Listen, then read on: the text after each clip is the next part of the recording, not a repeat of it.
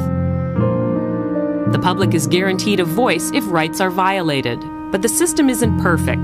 Mounting a legal challenge of any kind is a daunting task.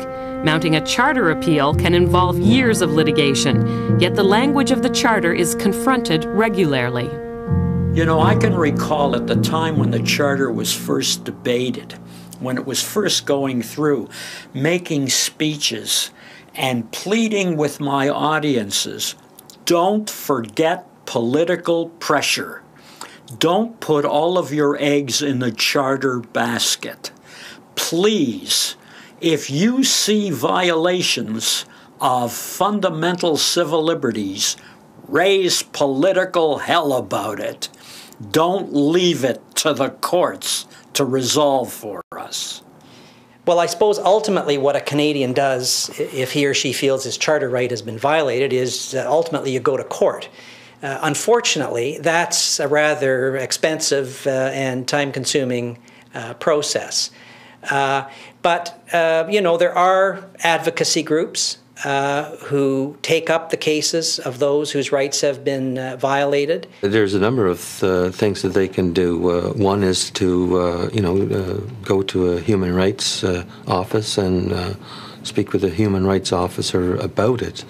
The issue. Alternatively, they can also seek remedy through the courts. You know, media may have its shortcomings, but media is the second area that individuals, ordinary citizens, have to turn to, must turn to, should turn to be able to enforce their rights.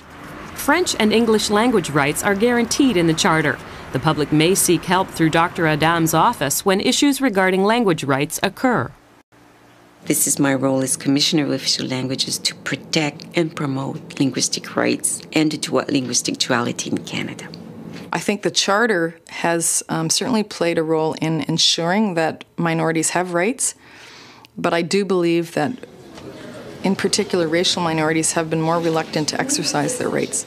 And we've got to work a lot harder at ensuring that they can actually get access to those rights through the courts and through programs like the Court Challenges program. The Court Challenges program provides financial assistance for court cases advancing language and equality rights.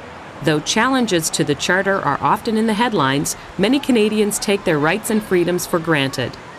Occasionally, I think we are a little bit too complacent about the rights and freedoms we enjoy and the nature of our democracy when the majority of people in the world do not enjoy the same level of democratic and legal rights. Canadians now take the Charter for granted. In my judgment, this is a good thing. It tells me that the Charter has become a settled part of our national life. The entrenchment of the Charter is the most profoundly democratic declaration in our history. Thank you. Canada's Charter of Rights and Freedoms reflects diversity and respect. It has the advantage of being drafted in the last century. The Charter is quite a new project when you think of human history, very new. It has the advantage of being a very late comer on the scene. Other constitutions, that the American Constitution was written back in the 1700s, so Canada has come up recently had the opportunity to come up with a charter with a constitution that has been able to take into account the lessons learned from all kinds of countries and all kinds of places. The Soviet Union, for example, had probably one of the most wonderful constitutions in the world, but it proved to be meaningless. The Indian government has a wonderful constitution. I come from India, and it's beautifully worded, secular and democratic and whatnot, but you know, minorities suffer miserably. The American Constitution is wonderful, but we've seen since September 11, 2001 that it has really fallen by the wayside very, very quickly in terms of all the fancy freedoms and protections that Americans used to brag about. In the same context, the Canadian Constitution has stood tall. Well, I think in some respects Canada is on the leading edge of human rights because of the Charter. I don't think we should be too smug about that. We borrowed a lot when we built our Charter. We borrow a lot as judges when we interpret the Charter from other legal systems. But we've also seen that in other countries, they are looking to Canada and the Canadian experience under the Charter for guidance. We have a lot to be proud of as a nation internationally with respect to our Charter of Rights. We have a lot to do domestically if we are going to, truthfully be what we claim to be. Like many historical documents, the Charter of Rights and Freedoms will be tested over time.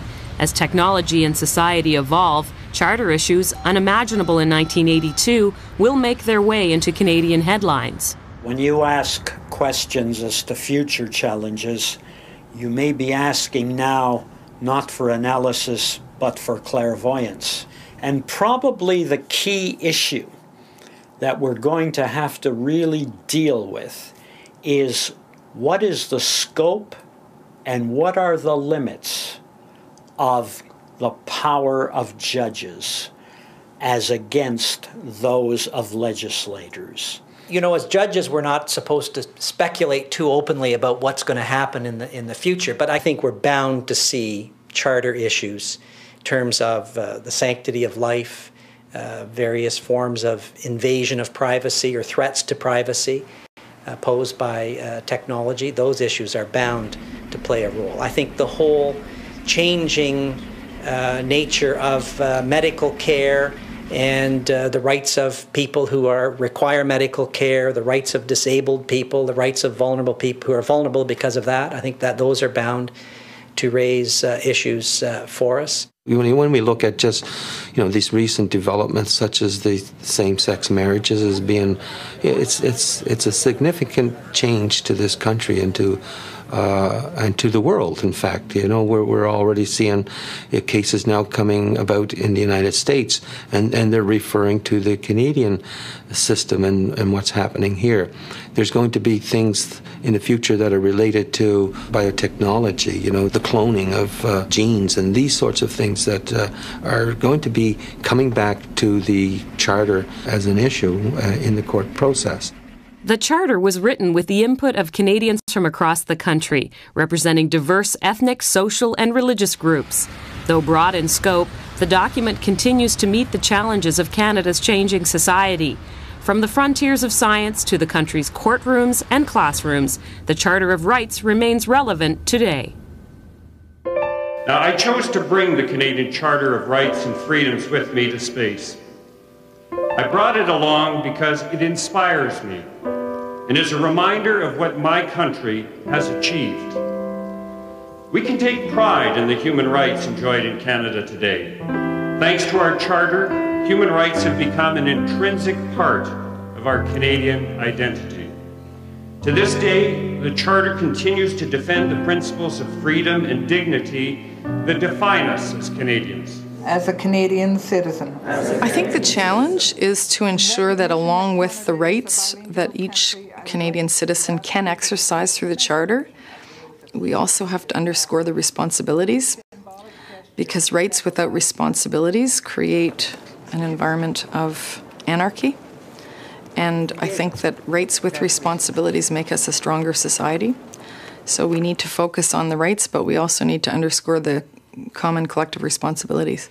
There's always a bit of a trade-off in rights with rights. You can't have an absolute right and have a society with people interacting with each other. One person's right has to take into account another person's right. Well, the Charter is a critical document. It is a restriction on the power of government. And so it's always coming up. It comes up every day. With its extensive rights and guarantees, the Charter's greatest accomplishment is the protection it grants minorities. Where differences of race, religion, or sexual preference exist, individuals and groups need not fear the majority. For if individuals and minorities do not feel protected against the possibility of the tyranny of the majority, if French-speaking Canadians or Native peoples, or new Canadians do not feel they will be treated with justice, it is useless to ask them to open their hearts and minds to their fellow Canadians. If we're going to continue to prosper as a highly diverse society, I really believe that the Charter helps to create unity within our rich diversity. The young Canadians, their reference point is the Charter, more than the flag, more than the national anthem, and they talk about the values behind the Charter: fairness, tolerance, multiculturalism, bilingualism, all of those elements that are shaping our Canadian psyche. Much more than a document or legislation, the Charter of Rights and Freedoms represents Canada's principles and values. Entrenched in the Constitution, it's a democratic cornerstone heralded around the world. From freedom of religion to language and equality rights, legal challenges will continue to make headlines in the future as the Charter protects groups and individuals and celebrates the many faces of Canada.